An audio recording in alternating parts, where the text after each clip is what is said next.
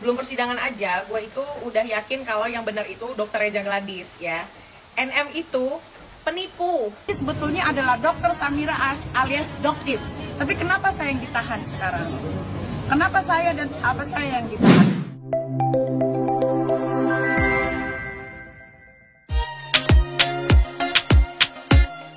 Netizen mulai bertanya-tanya, ada yang janggal dalam kasus ini. Apakah benar Nikita bersalah? Atau ada permainan di balik layar? Sebelum kita lanjut, terima kasih yang sudah like dan subscribe channel Fakta Populer. Semoga diberi kesehatan dan rezeki yang melimpah. Publik lagi-lagi dikejutkan dengan kemunculan Nikita Mirzani di sidang lanjutan kasus pemerasan dan pencucian uang yang nyeret namanya bareng sang asisten, Mail Syahputra. Sidangnya digelar di Pengadilan Negeri Jakarta Selatan. Kali ini, agendanya adalah tanggapan dari Jaksa Penuntut Umum atas eksepsi alias keberatan yang udah diajukan tim pengacara Nikita. Datang dengan tangan di borgol dan pengamanan super ketat, Nikita tetap tampil tenang. Nggak banyak komentar, cuma bilang satu hal yang nyentil. Semoga Jaksa punya hati nurani dan selalu diberi kesehatan. Tapi ternyata Jaksa nggak luluh. Mereka justru menilai eksepsi itu nggak nyambung dan udah nyentuh pokok perkara. Artinya, mereka minta hakim langsung tolak dan lanjut ke pembuktian. Kasus ini berawal dari laporan dokter dan pebisnis skincare, Reza Gladys. Nilai uang yang diduga jadi objek pemerasan, gila, tembus 4 miliar rupiah. Wah, makin panas nih. Putusan Sela bakal dibacain minggu depan. Akankah Nikita bebas atau malah makin dalam di kasus hukum ini? Berita tersebut menjadi perbincangan netizen. Inilah tanggapan netizen di media sosial. Gimana kalau menurut kalian, gengs? Tulis pendapat kalian di kolom komentar ya. Belum persidangan aja, gue itu udah yakin kalau yang benar itu Dokter Reza Gladys ya. NM itu penipu. Kemarin dia bilang nggak kenal kan? Ini videonya 4 tahun yang lalu. Tengok, saking pengennya dia, tengok ya kata-katanya. Satu, dia bilang siapa tahu tasnya buat gue. Satu, yang kedua sampai ngelus-ngelus lututnya Dokter Reza Gladys. Apakah ini akan terulang? Dia akan menyembah-nyembah lututnya Dokter Reza Gladys. Ini videonya. Apa? Nomor 1 kamu layan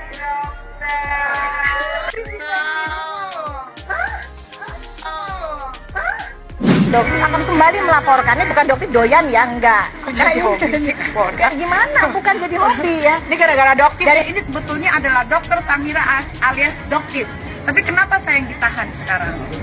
Kenapa saya dan sahabat saya yang ditahan? Dia yang memberikan uang itu cuma-cuma. Nik, yang soal dokter dong, nyokin dokter tuh viral. Iya. Kapan dong, Nik? Gak usah datang deh. Kenapa nih? Ya nggak apa-apa, rame-ramein aja nggak usah.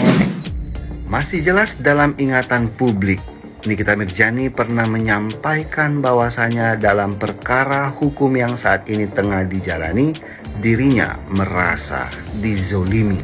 Namun setelah beredar luas sebuah video di mana Nikita Mirzani sedang diherdu saat sebelum menjalani persidangan, sambil berjoget-joget ria di depan kamera.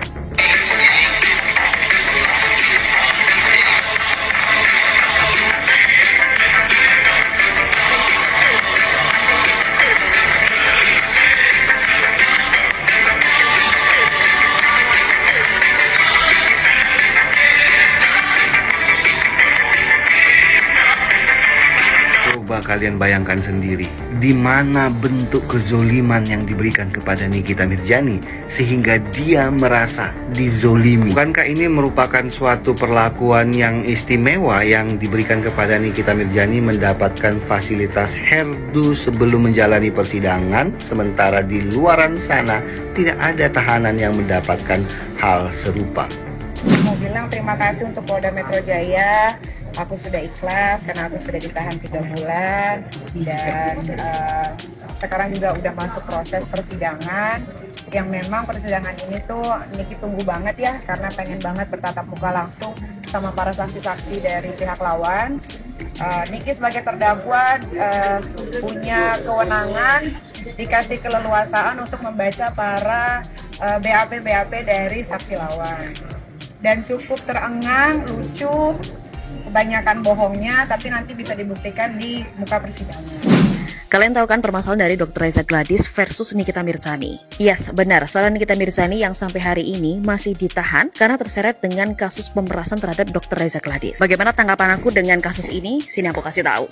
Aku bukan tim Dr. Reza Gladys ataupun tim Nikmir ya. Di sini yang aku pertanyakan adalah kenapa Dr. Gladys sebegitu takutnya untuk Nikmir speak up terkait dengan produk-produk yang akan dia ungkapkan ke masyarakat. Apakah benar bahwasanya produk-produk Dr. Gladys ini ada kandungan-kandungan yang berbahaya untuk dipakai di masyarakat? Lalu dari Nikita Mirzaninya, kenapa sampai menyetujui adanya uang tutup mulut bahkan dengan embel-embel kalau misalkan uang tersebut ditransfer atau diberikan, Nikmir ini akan menjadi tameng jika ada yang menyerang dari produk-produk Dr. Reza Gladys ini. Bisa dibilang, edukasi yang selama ini Nikmir agung-agungkan untuk stop membeli skincare dengan kandungan yang berbahaya, ditepis karena diberikan uang senilai miliaran rupiah tersebut. Karena kita tahu loh, kalau masyarakat Indonesia ini masih banyak yang buta dengan kandungan-kandungan yang ini itu aman gak sih untuk tubuh kita di jangka panjang.